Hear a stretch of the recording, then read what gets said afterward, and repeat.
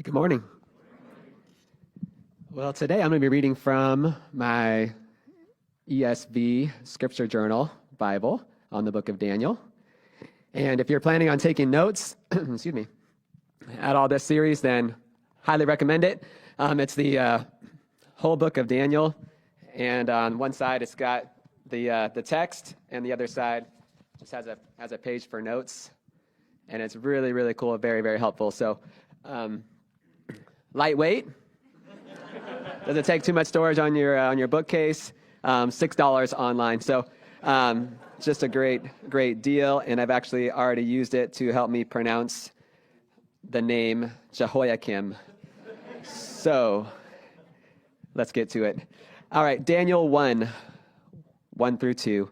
In the third year of the reign of Jehoiakim, king of Judah, Nebuchadnezzar, king of Babylon, came to Jerusalem and besieged it. And the Lord gave Jehoiakim, king of Judah, into his hand, with some of the vessels of the house of God. And he brought them to the land of Shinar, to the house of his God, and placed the vessels in the treasury of his God. Says the word of the Lord. You may be seated. Kids are dismissed at this time.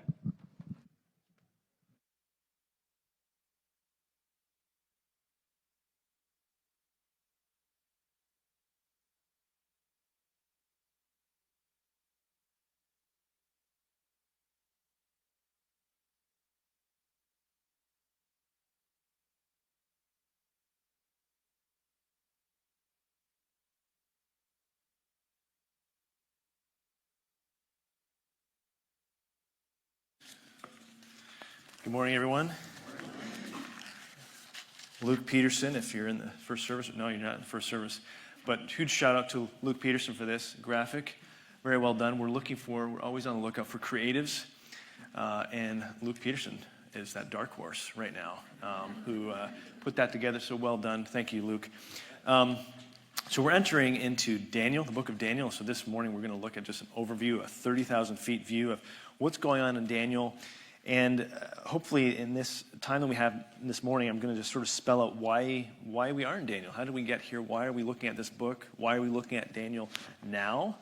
Let me start by just looking at a question, looking at sort of giving an on-ramp to that by asking a question. And the question is this: have you ever been on a trip or visited a city, maybe a foreign country, and at some point in that journey, at some point on that trip, you eventually feel like you don't fit in there? Like you might be on a street, just walking down a street, or in a coffee shop, or in a restaurant, or at a get-together, and you have this very awkward feeling, I stand out here. And there's this sense of discomfort, there's this sense of insecurity that grows. I've definitely been there many times, unfortunately. I remember particularly actually on a trip that I did to Africa when I was 18 years old, in rural Africa, and definitely feeling like one of these things is not like the other. And that's me. I stood out. But it's one thing to visit, it's one thing to go on a holiday or vacation, it's another thing to live in a foreign land. For me, my experience of that was living in England. I spent close to just under 4 years living in England, most of which was spent in study, but also working there. I so badly wanted to feel at home in England. I wanted it to be my home, but it never felt like home. And everything immediately just hit me, especially my first year. Like, you definitely, moving from North America to England, you must look both ways before you cross the street. That's one thing I learned in a hurry. I almost got creamed like at least 3 times by a taxi or a bus, because they drive in the UK. They drive on the left side of the street, not the right side of the street. And I remember being in a coffee shop early on, and I remember I knew that everybody had a British accent, okay? But I just felt like, man, everybody has a strange accent. They're all British accents, and only to realize that no, I'm the one with the strange accent in the room. So I was a stranger in a strange land. Now, when we get to Daniel and his young friends, particularly if we were to just zoom in on the first chapter, which we will do, not necessarily today, but next week, and as we continue on through the whole book, we see that Daniel and his friends, they were living in a foreign land, but not by choice. They were forced out of their homeland, Judah, And almost, it wouldn't be that much of a stretch to say it's almost like they would have almost felt a bit of, like they were kidnapped. They were taken out of their homeland and parachuted into a foreign land called Babylon. So they were in so many ways strangers in a strange land. So as we get into this book, we need to know a bit of the historical and geographical context. That's going to help here. First of all, their homeland, called Judah, was a connection point in the ancient Middle Eastern world, where great powers often clashed. Powers like Egypt, Babylon, Syria. And eventually, around this time, we're looking at 6th century BC. Around that time, Babylon captured, they conquered Judah. And one Old Testament scholar named John Goldingay puts it very simply. He says, in 587 BC, so in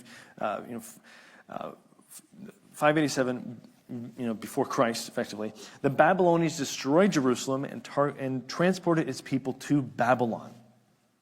So Daniel and his friends were taken out of their home country. They were taken out of their homeland, really, it's an important caveat here, where their faith wasn't really tested to that point.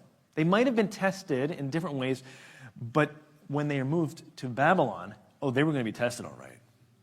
And they were going to face enormous pressure.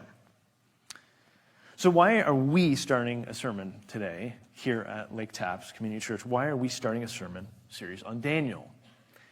Well, I want to suggest to you, one of the reasons is because we actually share a lot in common with what happens in the book of Daniel. Not least the pressure, the challenges, the temptations that Daniel and his friends face, but generally even the themes that we see all throughout the book of Daniel, taking place mostly in 6th century BC, ancient city of Babylon. To get a bit more specific, Daniel was in exile. Now, that could be a stop right there, in the sense that we could feel a bit like, well, that's exactly why I don't feel like I get Daniel, because we're not in exile. But actually, if we sort of pull the curtains back a bit, there is a sense in which we very much are in exile. Not physical exile. It's not like we've been taken out of our homeland and put into a different land. But when it comes to our faith, there's a type of homeless feeling we all feel, we all experience right now in the South Puget Sound area. Our faith doesn't really have a home, especially if we're going to look at, like, say, 20 years ago, even 20 years ago. It's a homelessness feeling we have. How does our faith fit into the culture around us? It's increasingly at odds with allegiance to Jesus, with following Jesus, with the lordship of Christ. We're strangers in a strange land. Now, there's a bit of a problem here, and I'm pulling from a guy named David Kinnaman. David Kinnaman leads Barna Research Group. They're a think tank research group. They do a lot of monographs and data trending, faith and culture and what's happening in America and further afield. But a point he makes, and this is in one of his writings a few years ago, he said, we live effectively in a 21st century version of Babylon. But the problem is most of us aren't thinking that way. So he was speaking particularly as to like young adults and youth. He was saying, we still teach our kids as though we're growing up in Jerusalem. And that would be good if actually we were living in a Jerusalem setting. In other words, a place that's conducive to our faith. But the problem is our kids are being trained in the ways of Jerusalem and they're being sent out into Babylon. So they're hosed before they even get to the battlefield. They're being given knives, so to speak, to go to the battlefield filled with guns. Knives to a gunfight. That's a problem. Now,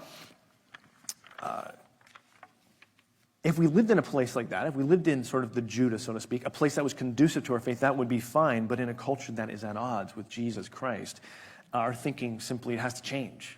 Our way of training, our way of thinking, how do we navigate faith in a place that is slightly tumultuous and sort of going against Jesus?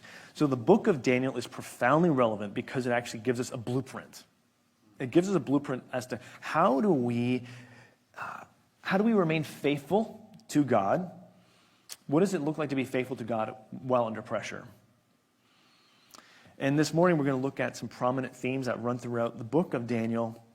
that's going to help us understand not only the book of Daniel, but also it will provide a means by which we'll be able to be challenged, we'll be inspired, we'll be encouraged by seeing what happens in Daniel. What is faithfulness in Daniel, particularly his faithfulness to Yahweh? What does that look like, say, for us today? So let me pray, and then we'll get into it. Lord, we come to you, and we ask that you would help us. Help us to think well, anoint our minds. I pray that you'd help us know more about you, have a richer, bigger picture of you, Lord Jesus, as we look back to this ancient text set in an ancient city of the world. Help us, Lord. Give us eyes to see, give us ears to hear, and hearts that understand. In your name. Amen. Now, as we get into it, let me just, I want to give one shout out to a book by a friend of mine. His name is John Lennox, and he wrote a book called Against the Flow. John is much older, much wiser than me, and he wrote a book called Against the Flow, The Inspiration of Daniel in an Age of Relativism. John is now retired from Oxford University. He was a scientist, mathematician, but also he was an amazing Bible teacher. And that work, that book of Daniel that he put together is decades of just teaching. And I remember when I studied apologetics under John in England years ago, he did science and faith stuff, but then he did a series on Daniel. It was just like, wow, just like show-stopping stuff. So if you're interested in sort of going deeper in the book of Daniel and just reading slowly through that, that's a book I'd recommend. And we have that actually in the office, so you could see Trista about getting that book. But I also give that because I'm pulling from that in terms of if you're thinking, wow, where'd that detail come from? I'm pulling heavily from John Lennox's material and how he has done the research on this book. So I just wanted to sort of give credit where credit is due, but also recommend that book. So let's get into the setting of Daniel. The setting is this. The book of Daniel takes place in the 6th century BC, but actually even slightly earlier, just before we get into the 6th century BC, we see in the first verse, historians locate the words, in the 3rd year of the reign of Jehoiakim, king of Judah. That would be 605 BC. That's the timing. So most of the book takes place in 6th century BC. The geographical city is in Babylon, southeastern, what we would identify today as southeastern part of Iraq. But to be clear about the state of Babylon, Babylon was immensely advanced. I mean, just profoundly, leaps and bounds ahead of every other city in the world at the time. We would have considered it a thriving university city, highly advanced. It was an intellectual, it was a commercial hub, place of learning when it came to medicine, engineering, architecture, law, astronomy, astrology. It was, so if you can imagine these guys taken out of a small town setting, Judah, they come to what we would consider the bright lights of, say, a New York, Times Square in New York, but also the buildings, the architecture, the universities, or a Piccadilly Circus in London where you have the lights and everything is just so increasingly advanced of everything else you've ever seen. It's intimidating, it's daunting. This is what these guys faced when they moved to Babylon. It was a completely different world than what they were used to. In 450 BC, the Greek historian Herodotus said this of Babylon, that it surpassed in splendor any city in the known world. So that was what Babylon was and how it was perceived.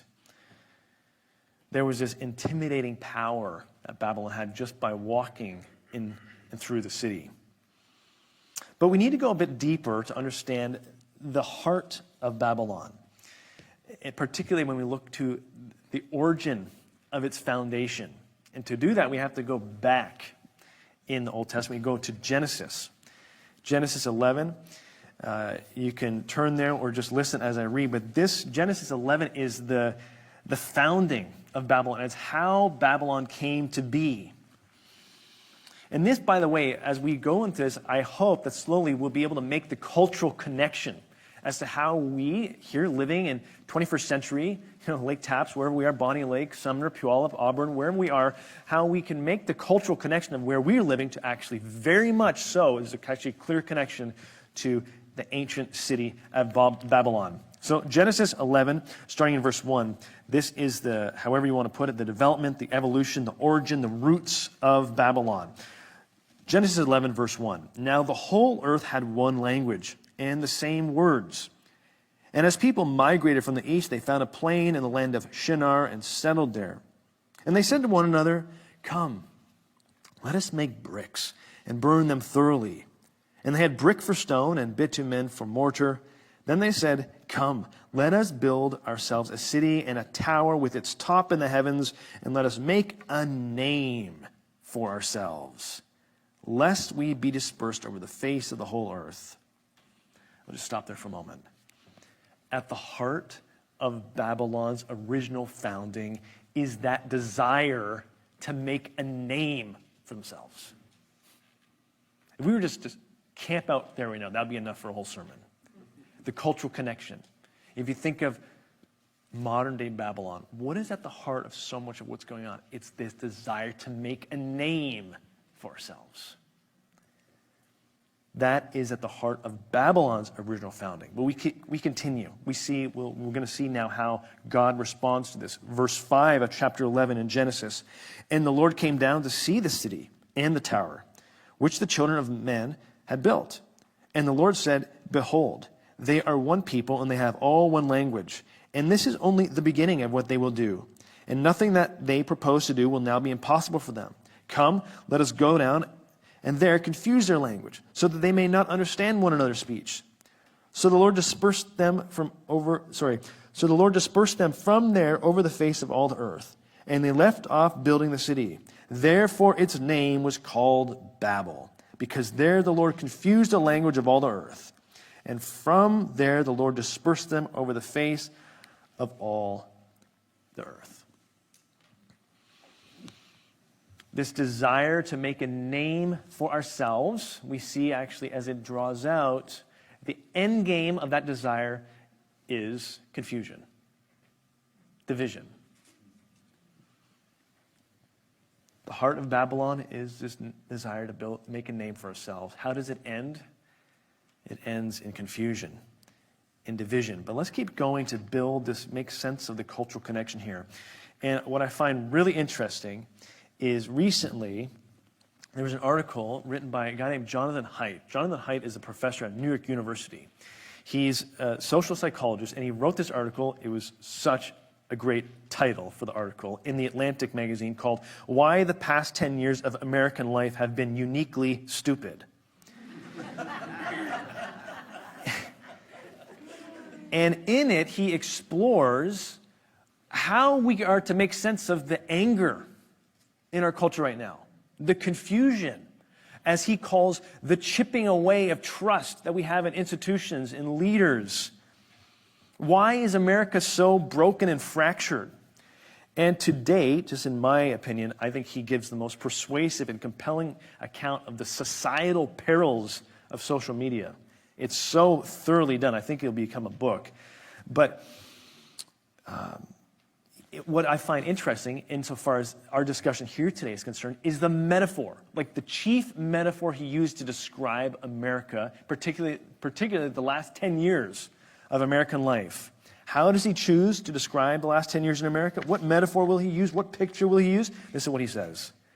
The story of Babel is the best metaphor I have found for what happened to America in the 2010s. And for the fractured country we now inhabit. Something went terribly wrong, very suddenly. We are disoriented, unable to speak the same language or recognize the same truth. We are cut off from one another and from the past. Wow. Now there's so much to tease from that, but he's not a Christian. He does have faith in his background, but he's not a Christian. And this is the metaphor he chooses to describe our American cultural moment. How are we to make sense of it? Well, actually, what he's saying is putting words to what we see in Genesis 11, and then what we see now as it works out in Daniel, the book of Daniel. that at the heart of this magnificent, intimidating, and daunting city called Babylon, in 6th century BC, at its heart is this desire to make a name for ourselves. So right away in Daniel, we see the themes of meaning and identity, because so much of making a name for ourselves is wrapped up in where will I find meaning? Where will my identity be rooted? But that desire, if it's disordered, ends up in confusion and division. Now, some might say, let me just sort of work out a pushback point here. Some might say, well, I don't feel that. I mean, I can understand, this area, for some, they might live in Babylon, but I don't live in Babylon. That's just not my space.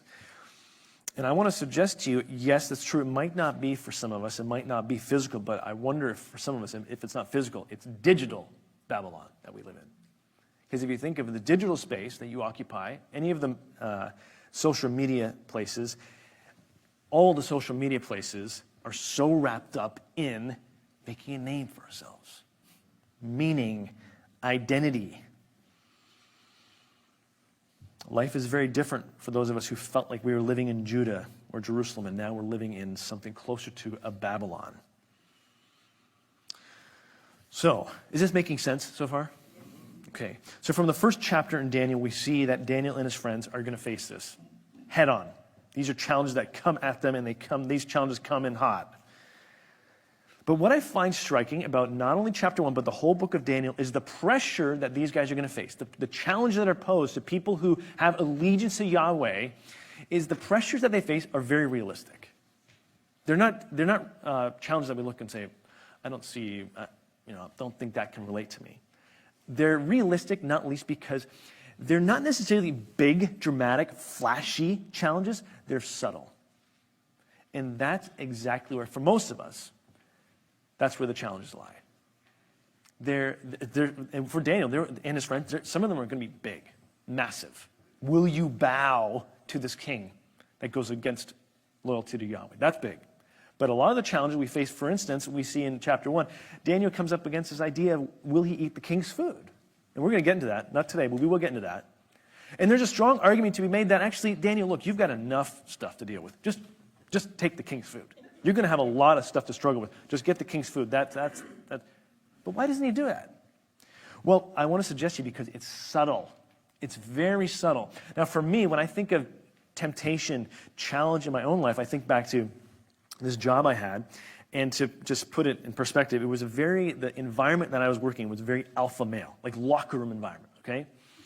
And at the end of these long shifts, the guys at my work, they all would go to a strip club. That was just long shifts that they would, at the end of long shifts, that's what they would do. That wasn't a temptation for me because it was so obviously wrong. But here's what I mean by subtlety.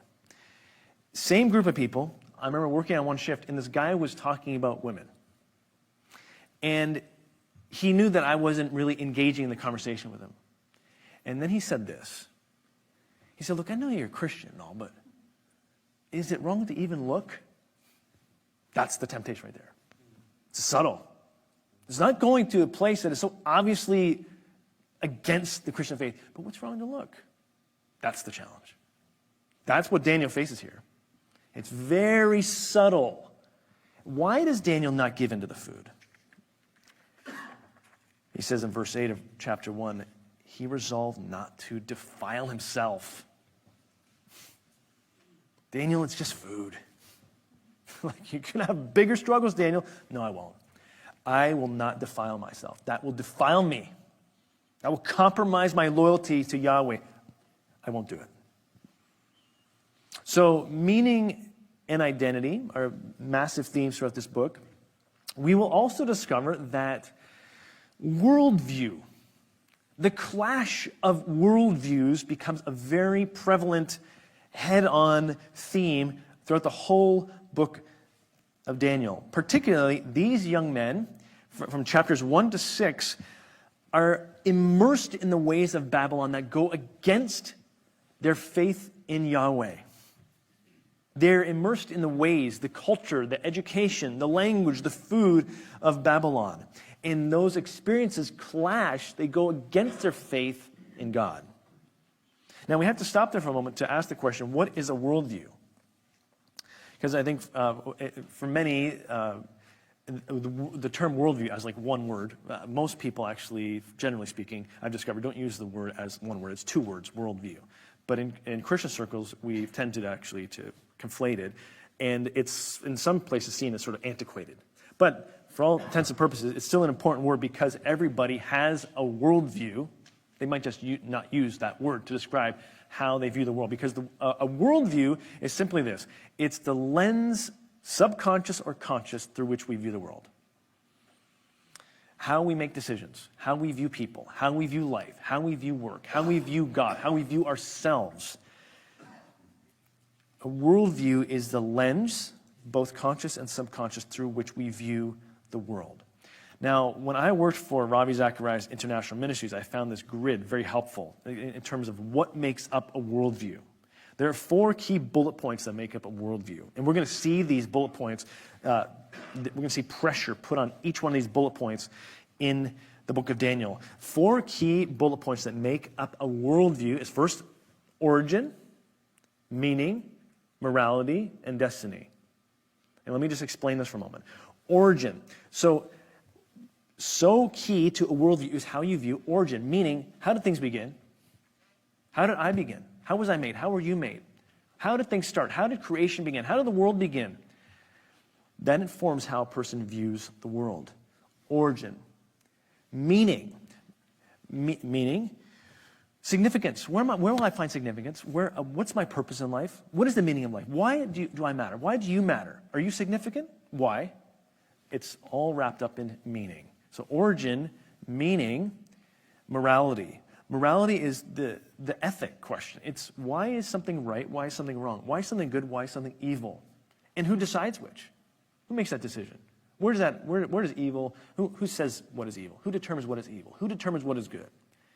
So 4 key parts of a worldview that make up a worldview. By the way, this is not just a faith issue. This is actually a person who might not even have faith or adhere to any faith or to a plurality of faiths.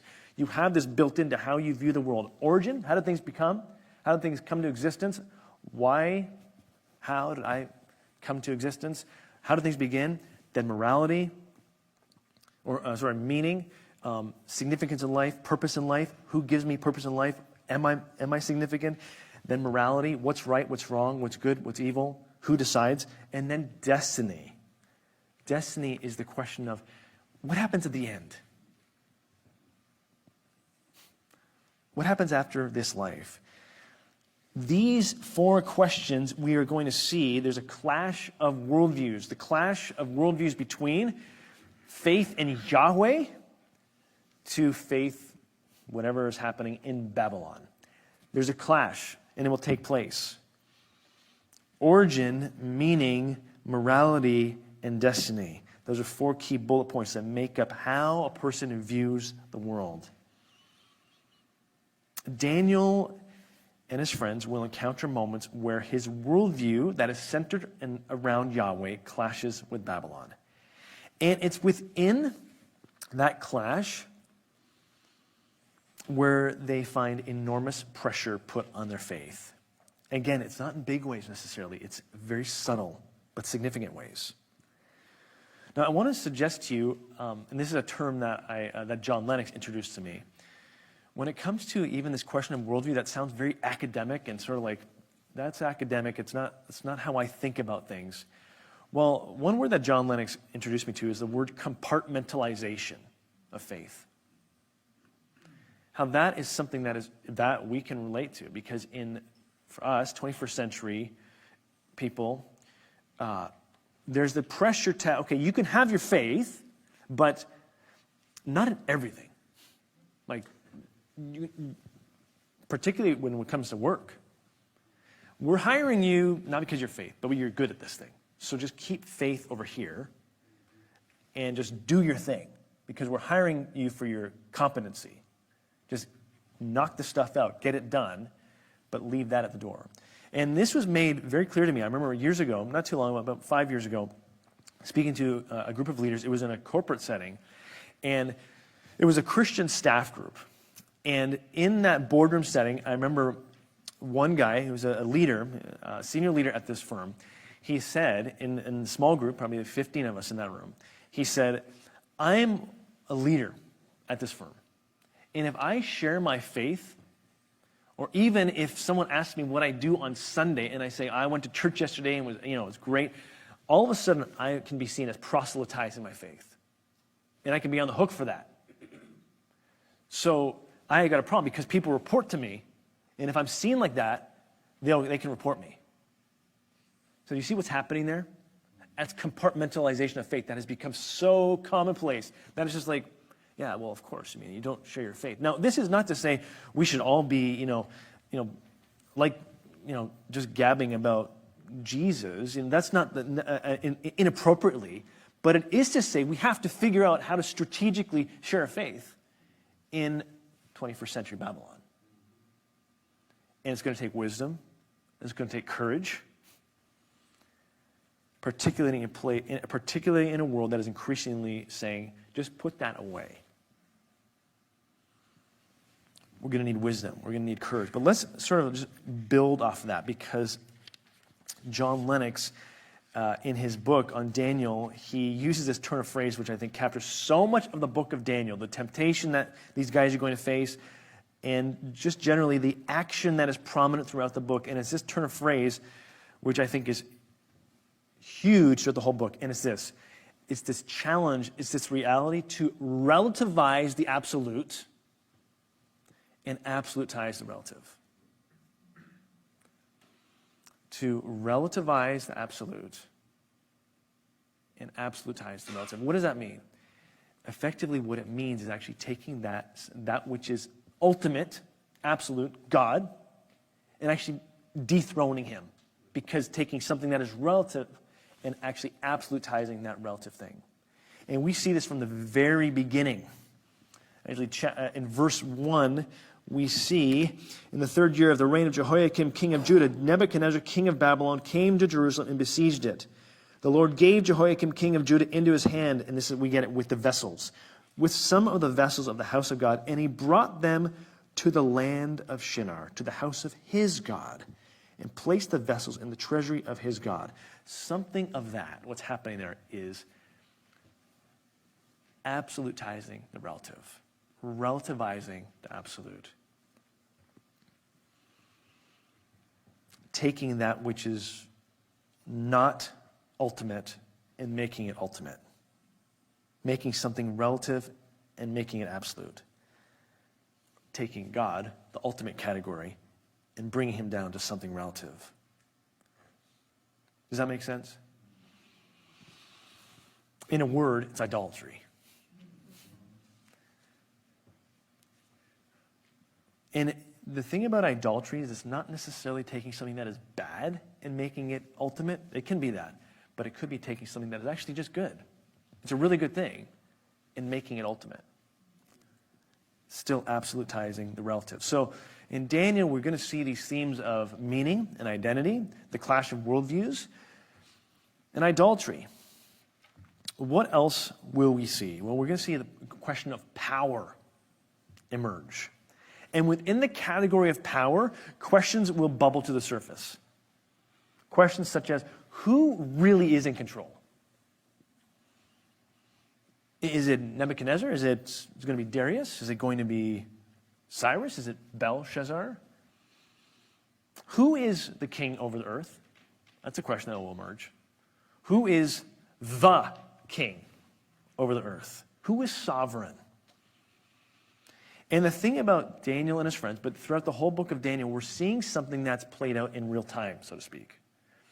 And it's one thing to read, I don't know about you, but for me, it's one thing to read something that it's telling of a crisis, but it's a crisis that's reflected upon.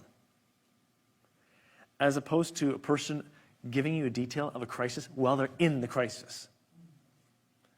You know, for me personally, I remember reading just over a week ago, just an excerpt of a diary from a lady named Eddie Hillesham. Now, Eddie Hillesham was a Jew. She was in one of the Nazi death camps, and then she died there. But she wrote these diaries while she was there particularly, and they were very, about a bunch of things, but not least, she wrote a lot about her faith in God, her relationship with God.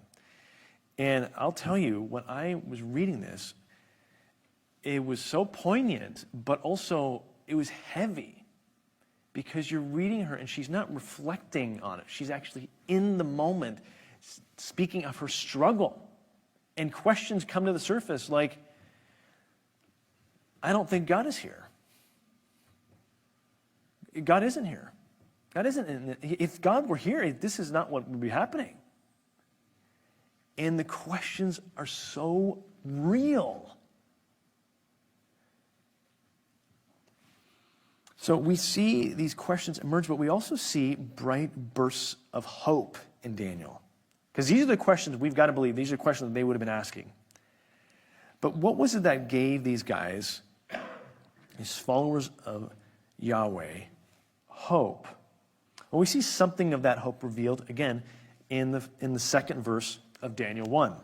The second verse of Daniel 1 says this, "And the Lord gave Jehoiakim, king of Judah, into his hand, with some of the vessels of the house of God. And he brought them to the land of Shinar, to the house of his God, and placed the vessels in the treasury of his God."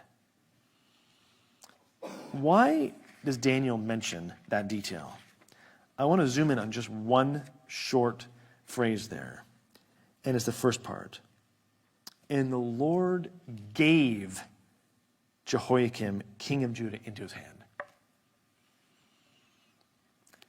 Daniel is saying from the very beginning that this God, Yahweh, is involved in history. He is involved in the world. He's involved in world events. He's involved in history, but he's also involved in our lives. What does this mean exactly then? What is the implication for this? Well, at the very least, it means that actually when we are in a crisis, when we are in a place where there are dark clouds all around, Daniel is saying feelings aren't always trustworthy. What we see around us is not always trustworthy. But the other major point that emerges is that if God is involved in history, it means that God things, acts of God, the work of God is possible. Miracles are possible because God is. God is involved in the world. Now, C.S. Lewis, I'm going to pull from him here because he makes sense of this in a very, I feel, lucid way. He says this in his book, Miracles. "But if we admit God, must we admit miracle? Indeed. Indeed," he says, "you have no security against it. That is the bargain. Theology says to you, in effect, admit God, and with him the risk of a few miracles. And I, in return, will ratify your faith in uniformity as regards the overwhelming majority of events." And this is something I will say, for a long time, being on university campuses, people mocking the Christian faith, effectively, to me, saying, "Look, I think you're intelligent, but you believe in miracles." Well, that's ridiculous. There's no such thing.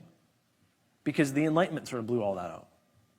So if we're in a university here, and you're saying that miracles are possible. And I didn't know how to answer that. C.S. Lewis puts it very clearly. He says, actually, we have a very simple solution to that. Once you admit God, miracles are possible. Because God is. So if God isn't involved, then miracles don't make sense. But actually, if we let God, if he has a foot in the door, then all of a sudden he changes the whole landscape. Miracles are possible. Why? Because God is actually in control. He's not taking the hands off the wheel.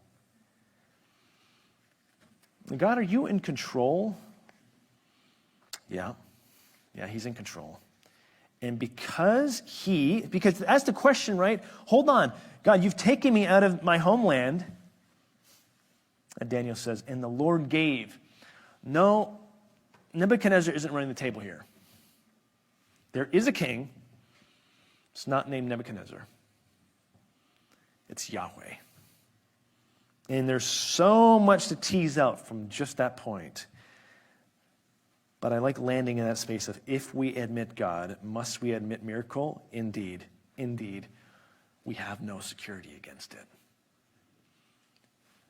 Miracles are possible. God's involvement in our lives is possible because God is involved in the world. He's taken an interest in you. That means when things go off the rails in our lives and we are asking that question, things might not always appear the way they truly are in reality. The reality of a God who is holding it all together. Now, let me just land in this one theme that we'll just touch on here very briefly. And this is one, the language of Son of Man that we're going to get into. We certainly touched on that in the series on Mark, but we're going to look at Daniel, particularly that Son of Man language. And I think it has bearing on where we are talking here, the sovereignty of God. God is in control. In Revelation, we have this Son of Man language, and we see in Revelation, Son of Man language pertains to Yahweh revealed to us in Jesus. Jesus is the Son of Man. John, giving us this picture of what he sees in Revelation, gives us a picture in Revelation 1, verses 13 to 17, and this is what he says. And I turned to see the voice that was speaking to me, and on turning I saw 7 golden lampstands, and in the midst of the lampstands, one like a son of man, clothed with a long robe and with a golden sash around his chest. The hairs of his head were white, like white wool, like snow. His eyes were like a flame of fire. His feet were like burnished bronze, refined in a furnace, and his voice was like the roar of many waters. In his right hand he held 7 stars. From his mouth came a sharp 2-edged sword, and his face was like the sun shining in full strength. When I saw him, I fell at his feet as though dead. When I saw him, I fell at his feet as though dead. We're going to see Son of Man language in Daniel. And we know from this picture that John gives us in Revelation that the Son of Man is Yahweh revealed to us in Jesus. And what does that do? What is John's response? Worship. It's this response of just worshiping God revealed. So we have a lot that we're going to go through. Meaning, identity, this feeling of exile. How does our faith fit? How do we live in this world where there are pressure points to compartmentalize, to absolutize the relative, to relativize the absolute, to identify the subtle challenges, not only the big ones, but the subtle ones, the questions we might be asked that could compromise our faith in God. We're going to look into the sovereignty of God because the book of Daniel is not actually really about Daniel and his friends. It's about this God that they worshipped, the God who is the God of the whole show, that held it all together, a sovereign God who hasn't taken his hands off the thing. He holds it all together. That is what, so hopefully the plan will be that through these messages, we will gain such a rich picture of this God. And by way of doing so, that'll provide the means by which we know how more meaningfully to integrate our faith in this God in our world. Let me pray.